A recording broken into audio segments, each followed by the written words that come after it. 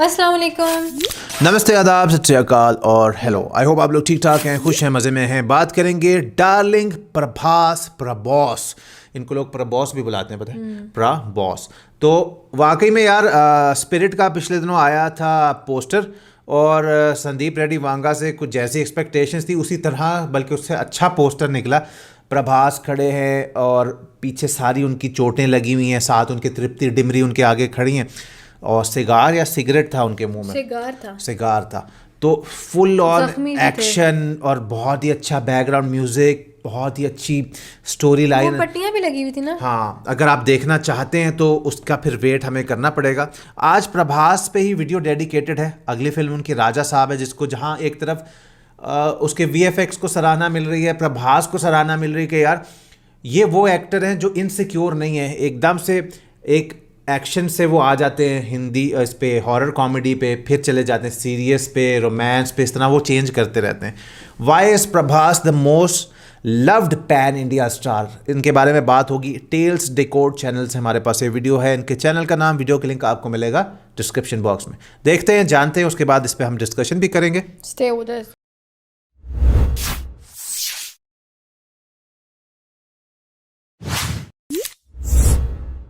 एक ऐसा सुपरस्टार जो स्टारडम के पीछे नहीं है, स्टारडम जिसके पीछे भागता है। Larger than life on screen और ऑफ स्क्रीन प्रेजेंस होने के बाद भी जिसको शायद खुद भी नहीं पता कि फैंस और उसके चाहने वालों के लिए स्टारडम का मतलब भी प्रभास है। मैं बात कर रहा हूँ उसके बारे में जिसे तुम डार्लिंग बोलो या डायनासोर, जिसकी फिल्मों का फर्स्ट डे कलेक्शन भी बहुतों की फिल्मों के लाइफ टाइम कलेक्शन से भी ज्यादा होता है। इंडिया का पहला पैन इंडिया स्टार जिसने सिर्फ फैंस नहीं फैमिली कमाया। तो अपने अपने फोन की स्क्रीन को वाइड मोड पर घुमा लो, क्योंकि तुम देखो एक ऐसा किंगडम जिसको किसी राजा ने नहीं रेबेल स्टार ने बनाया है।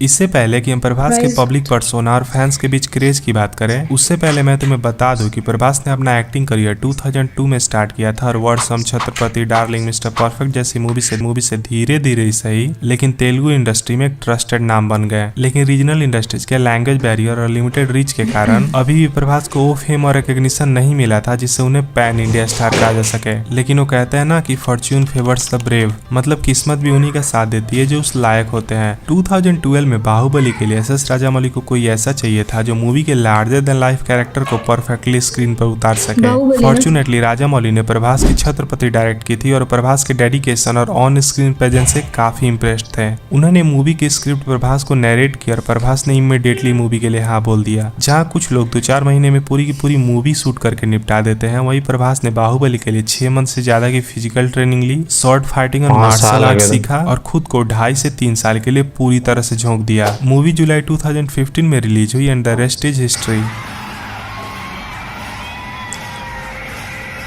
बाहुबली के सक्सेस के बाद प्रभास के करियर को एक बहुत बड़ा बूस्ट मिला और रीजनल इंडस्ट्रीज के अलावा हिंदी स्पीकिंग स्टेट्स में भी प्रभास की पॉपुलैरिटी आसमान छूने लगी। पोस्ट बाहुबली प्रभास ने बहुत सारी मूवीज की जिनमें से कुछ अच्छी रही और कुछ ने बॉक्स ऑफिस पर कुछ खास कमाल नहीं किया। लेकिन एक चीज जो कांस्टेंट रहा वो था प्रभास के लिए फैंस का प्यार और क्रेज जो टाइम के साथ बढ़ता गया। इसीलिए अब हम डिस्कस करेंगे कुछ ऐसे रीजंस जिससे तुम्हें रियलाइज होगा why he is one of the most loved superstar of our generation. लेकिन वीडियो को एंड तक जरूर देखना, क्योंकि एंड में मैं तुम्हें बताऊंगा रेबेल स्टार की एक ऐसी क्वालिटी जिसके कारण प्रभास को अपने अभी तक के करियर में बहुत फायदा भी हुआ और बहुत नुकसान भी।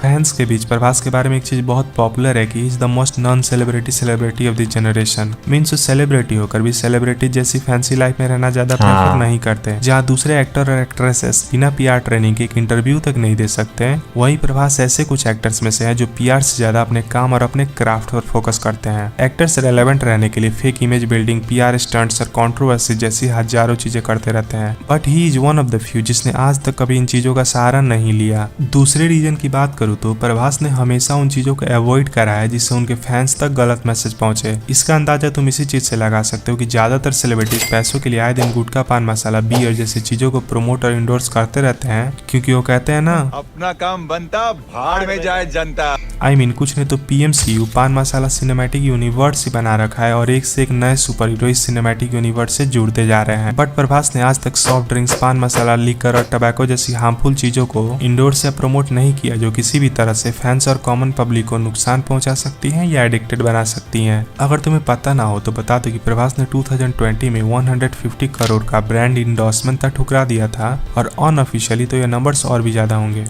तीसरा रीजन भी दूसरे से ही कनेक्टेड है, जहाँ लोग 10 रुपए की हेल्प करके 100 जगह ढिंडोरा पीटते हैं। प्रभास ने केरला और आंध्र प्रदेश में डिजास्टर मैनेजमेंट के लिए करोड़ों रुपयों की मदद की। कोविड-19 के टाइम 4 से 5 करोड़ का डोनेशन दिया। बंदे ने 2020 में खजीपली रिजर्व फॉरेस्ट के 1650 एकड़ जमीन को अडॉप्ट किया और उसके डेवलपमेंट को फंड किया। ये तो वो चीजें हैं जो तुम ऑफिशियली सुन सकते हो, बट ग्राउंड लेवल पर ऐसी बहुत सारी अच्छी चीजें हैं जो रेबल स्टार ने की हैं, बट ज्यादातर लोगों को नहीं पता। बाहुबली के सक्सेस के बाद प्रभास को वो स्टारडम और रिकॉग्निशन मिला जो इंडस्ट्री में काम कर रहे ज्यादातर लोगों का सपना होता है, but still he remains grounded and connected to his roots. In short, Prabhas ने उस सक्सेस को कभी भी खुद पर हावी नहीं होने दिया।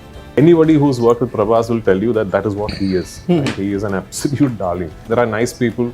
And then there is Prabhas. Media और स्पॉटलाइट से दूर रहना, सिंपल और बिना शो ऑफ वाली लाइफ जीना और सबको इक्वली रिस्पेक्ट करना जैसे चीजों के कारण he is one of the most loved superstar of our generation. I mean, Prabhas को सिर्फ 2 तरह के लोग ही हेट कर सकते हैं। एक तो वो जो हर किसी में निगेटिविटी ढूंढते रहते हैं, और दूसरे वो जिन्होंने प्रभास के बारे में कभी कुछ जानने की कोशिश नहीं की। और इसी के साथ, जैसा कि मैंने रेबल स्टार की एक ऐसी क्वालिटी जिसके कारण प्रभास को बहुत फायदा भी हुआ और बहुत नुकसान भी।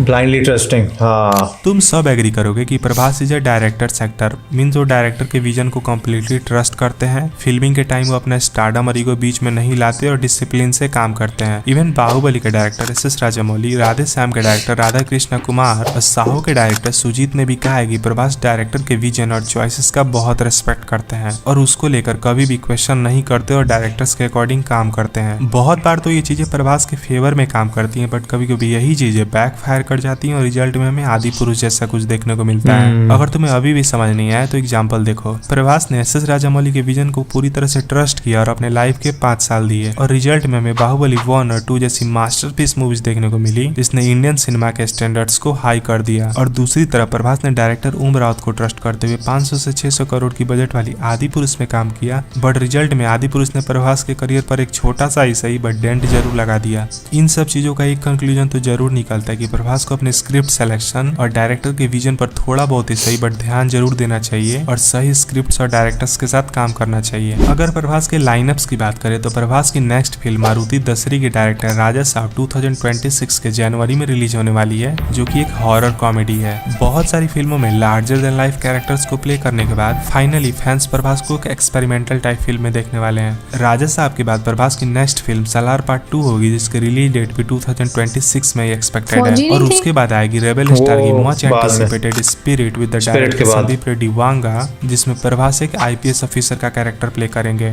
और मैं बहुत श्योर हूँ कि इस मूवी में तुम प्रभास को एक ऐसे अवतार में देखोगे जिसको तुमने शायद सपने में भी नहीं सोचा होगा।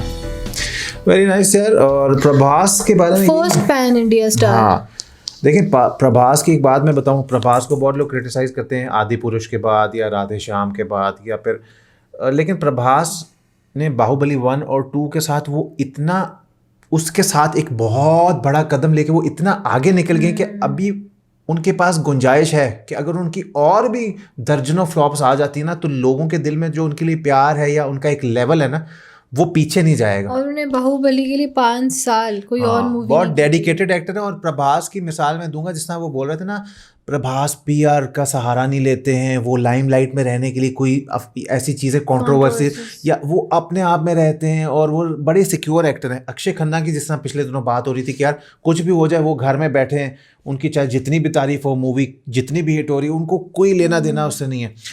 तो प्रभास भी उसी तरह है। और बाकी ये है कि मैं इनकी एक बात ये पसंद करता हूँ कि ये डिफरेंट जॉनरा की मूवीज़ अपनी ऑडियंस के लिए लाते हैं।